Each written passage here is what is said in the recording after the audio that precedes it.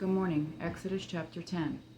Then the Lord said to Moses, "Go to Pharaoh, for I have hardened his heart and the hearts of his officials, so that I may do these miraculous signs of mine among them, and so that you may tell your son and grandson how severely I dealt with the Egyptians, and performed miraculous signs among them, and you will know that I am the Lord."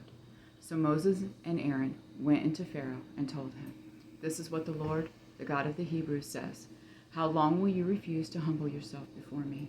Let my people go, that they may worship me. But if you refuse to let my people go, then tomorrow I will bring locusts into your territory. They will cover the surface of the land, so that no one will be able to see the land. They will eat the remainder left to you that escaped the hail. They will eat every tree you have growing in the fields. They will fill your houses, all your officials' houses, and the houses of all the Egyptians, something your fathers and grandfathers never saw since the time they occupied the land until today." Then he turned and left Pharaoh's presence. Pharaoh's officials asked him, "How long must this man be a snare to us? Let the men go, so that they may worship the Lord their God. Don't you realize yet that Egypt is devastated?" So Moses and Aaron were brought back to Pharaoh. "Go worship the Lord your God," Pharaoh said. "But exactly who will be going?" Moses replied, "We will go with our young and with our old. We will go with our sons and with our daughters, with our flocks and with our herds, because we must hold the Lord's festival." He said to them, "The Lord would have to be with you if I would ever let you and your families go. Look out, you're heading for trouble.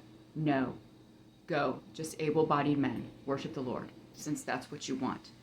And they were driven from Pharaoh's presence. The Lord then said to Moses, "Stretch out your hand over the land of Egypt, and the locusts will come up over it and eat every plant in the land, everything that the hail left." So Moses stretched out his staff over the land of Egypt, and the Lord sent an east wind over the land all that day and through the night. By morning the east wind had brought in the locusts. The locusts went up over the entire land of Egypt and settled on the whole territory of Egypt. Never before had there been such a large number of locusts, and there never will be again. They covered the surface of the whole land so that the land was black, and they consumed all the plants on the ground and all the fruit on the trees that the hail had left. Nothing green was left on the trees or the plants in the field throughout the land of Egypt.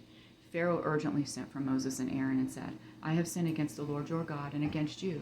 Please forgive my sin once more and make an appeal to the Lord your God so that he will just take this death away from me." Moses left Pharaoh's presence and appealed to the Lord.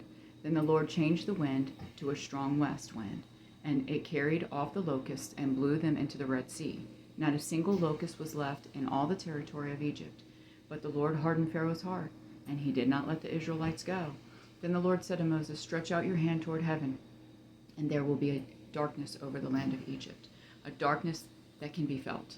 So Moses stretched out his hand toward heaven, and there was thick darkness throughout the land of Egypt for 3 days.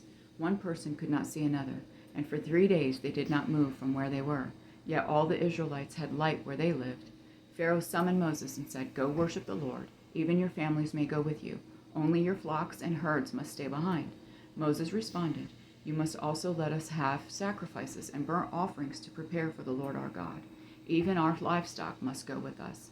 Not a hoof will be left behind, because we will take some of them to worship the Lord our God.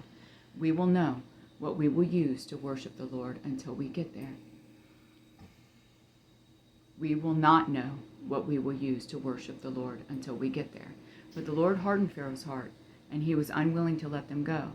Pharaoh said to him, "Leave me. Make sure you never see my face again. For on the day you see my face, you will die." "As you have said," Moses replied, "I will never see your face again." I love you, Jonathan and Jesse.